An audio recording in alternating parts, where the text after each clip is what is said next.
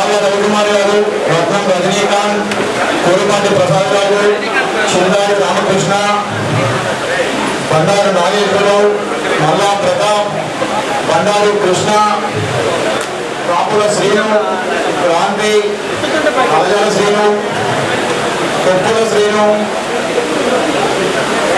రాయల శ్రీను, ఒకే రమణ, దారపనేని రాంబాబు, విజయలక్ష్మి గారు, ఒకే అనురాధ, సజ్జవేణి, మైలేల్బి,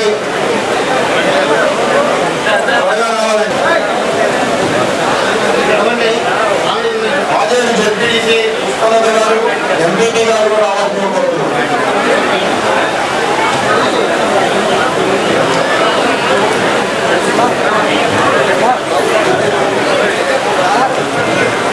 మండలం నుంచి పట్టా శివాజీ,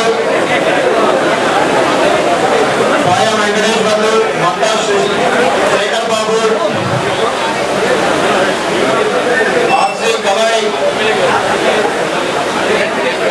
ఐపా శ్రీధర్, ఎల్లా శేఖర్ బాబు, ఎల్లా శేఖర్, ఐవి ఉమేష్, పట్టా శివాజీ గారు దుమ్మూరు మండలం,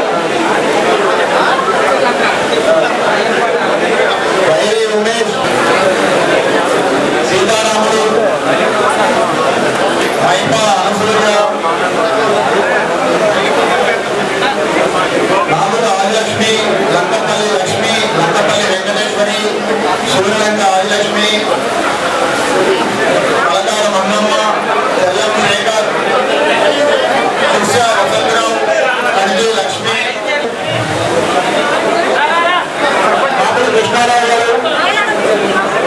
ధన్యవాదాలు. గౌరవ మంత్రివర్యులు అభివృద్ధి దాకా మీకు తెలుసు, గత ఆయన తెలుగుదేశంలో ఉన్నప్పుడు టీఆర్ఎస్ పార్టీలో జరిగిన అభివృద్ధి తప్ప మళ్ళీ జరగలేదు. ఆయన 5 సంవత్సరాలు కానికుంటే జరగలేదు. ఆయన ఈ రోజు మంత్రివర్యులు మన నియోజకవర్గానికి, అంటే మన ఉమ్మడి ఖమ్మం జిల్లాకి మన కైతం చేయాలవుతే మన అభివృద్ధి, మన నియోజకవర్గం అభివృద్ధి చెందుతుందని బాధపడితే అందరిని న్యాయం చేసుకుందాం. ఈ నియోజకవర్గం నా ఉదాహరణ మీద పెట్టి ఈ నియోజకవర్గాన్ని అభివృద్ధి చేసే బాధ్యత నేను తీసుకుంటానని హామీ ఇచ్చారు. ఆయనకి మీకు తెలుసు, ఏ బ్రిడ్జి కట్టినా, ఏ రోడ్ వేసినా, ఏ లో లెవెల్ బ్రిడ్జీలు వేసినా, ఏ ఏజెన్సీ ప్రాంతాల్లో కానీ ఆంధ్ర రాష్ట్రాల్లో కానీ రోడ్లు వేసినా ఆయన కనుక ఈ రోజు ఒక్కరోజు నేను రేఖపల్లి ఉద్యోగం చేస్తా ఉంటే మారుమూల ప్రాంతమైన పోచవరానికి వచ్చి ఆ రోజు అక్కడ రోడ్డు లేదు, బ్రిడ్జి లేదు, బోర్డు మీద వచ్చి ఆ రోజు మంత్రులు అంటే ఎక్కడో ఉండేవాళ్ళు ఉమ్మడి రాష్ట్రాల్లో. కానీ ఈ ప్రాంతం మీద ఒక అభిమానం మీకు, ఈ ప్రాంతం అభివృద్ధి చెందాలని మీరు చూడండి. ఏ ఓపెన్ చేసిన ఆ రోజుల్లో కూడా రేఖపల్లి కాడి నుంచి సీనియర్ కానీ ఇటు రెడ్డిపేట కానీ వరకు ఈ నియోజకవర్గాన్ని ఆయన పేరు లేని బిల్డింగ్ కానీ రోడ్డు కానీ లేదు. ఆ ఆకాంక్షని ఈ రోజున అభివృద్ధి కొరకు నేను మీరు అందులోనే ఉండిపోతే అభివృద్ధికి నోచుకోలేము. ఇక్కడ ఉన్నటువంటి 5 గ్రామ పంచాయతీలను కనీసం మన భద్రజలానికి తెచ్చే దాంట్లో అన్నగారు ప్రధానంగా పోషిస్తారు. మన ఎందుకంటే వారు కూడా పనిచేసేటువంటి వ్యక్తి. ఈ 5 దిగ్గీలు వస్తేనే మన భద్రజలానికి దశ దిశ మరి అన్నీ ఉంటాయి. మరి అన్నారు బైఫర్కేషన్ లో భద్రజలానికి పూర్తిగా అన్యాయం జరిగింది. దయచేసి అన్నగారు తిండి మీరు నేను చెప్పాల్సిన అవసరం లేదనుకోండి, అయినా చెప్పక తప్పదనే విషయాన్ని తెలియజేస్తూ లబ్ధి వచ్చినప్పుడు ఈ ప్రాంతం మొత్తం మీకు సంపూర్ణమైనటువంటి అవగాహన ఉన్నది. లబ్ధిని కూడా మనం ఈ సంవత్సరం వస్తే సమర్థవంతంగా ఏం చేయాలనే దాన్ని కూడా మీకు తెలుసు అనే విషయాన్ని తెలియజేస్తూ మీరందరూ కాంగ్రెస్ పార్టీలో చేరడానికి వచ్చినందుకు నేను కాంగ్రెస్ పార్టీ నాయకుడిగా, కాంగ్రెస్ పార్టీ జిల్లా అధ్యక్షుడిగా, నేను కాంగ్రెస్ పార్టీలో నేను ఎప్పుడు కూడా ఓడిన 5 పార్టీలో ఉందా, గెలిచిన 5 పార్టీలో ఉందా, వేరే పార్టీలలో పోయేటువంటి వ్యక్తిత్వం కాదు. గతంలో కూడా అన్నగారు రాజే కూడా పోలే. మరి అది కూడా మీరు చూసినట్లయితే ఓడినా గెలిచినా ఏదున్నా మేము ఎంతే ఉంటాం.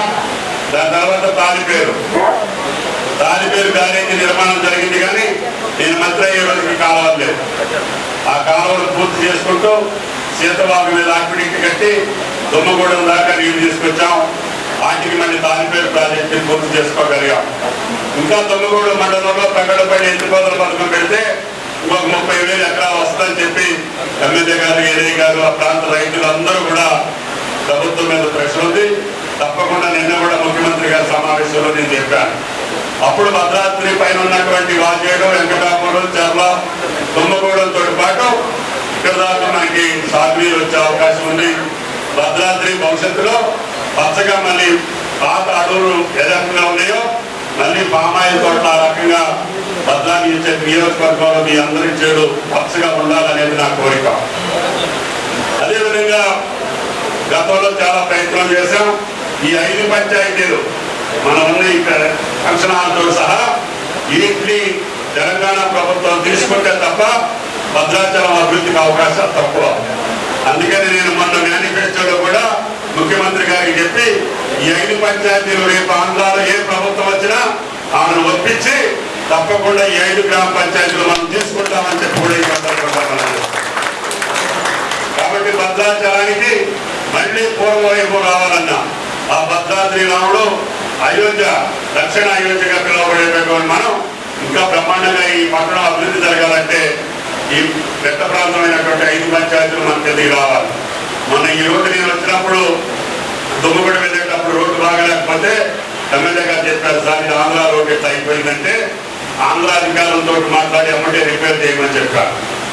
ఈ పట్టణానికి కానీ ఈ నియోజకవర్గానికి నాకు వచ్చినటువంటి అవకాశం తప్పకుండా మీకోసం, మీ అభివృద్ధి కోసం గౌరవ శాసనసభ్యులు వీరయ్య గారు చెప్పినటువంటి పనులు చేసే శక్తి ఆ భగవంతుడు నాకు ఇయ్యాలని చెప్పి ఆ శ్రీరామచంద్రుడిని కోరుకుంటూ ఈ రోజున జరుగుతున్నటువంటి పార్లమెంట్ ఎన్నిక ఇది రాష్ట్ర ఎన్నికలు మనం చేశారు. మీరు కోరుకున్నటువంటి ప్రభుత్వాన్ని రేవంత్ రెడ్డి గారి ప్రభుత్వాన్ని తీసుకొచ్చారు. అందులో నాకు కూడా ఇప్పుడు అవకాశం ఉంది కాబట్టి తప్పకుండా నాకు ఈ ప్రాంతంలో లక్ష్మీపురం, లక్ష్మీనగరం రోడ్డు ఆ రోజుల్లో మట్టి రోడ్లో వెళ్ళా, మొన్న మళ్ళీ బీటీ రోడ్లో వెళ్తా ఉంటే ఆనందంగా ఉంది.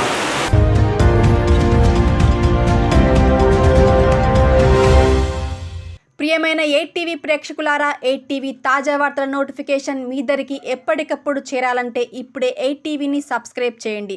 ఈ తాజా వార్తల లింకును ఓపెన్ చేసి సబ్స్క్రైబ్ క్లిక్ చేసి గంట బటన్ నొక్కండి. ఇక ఎంచక్కా తాజా వార్తలు మీకు చేరుతాయి.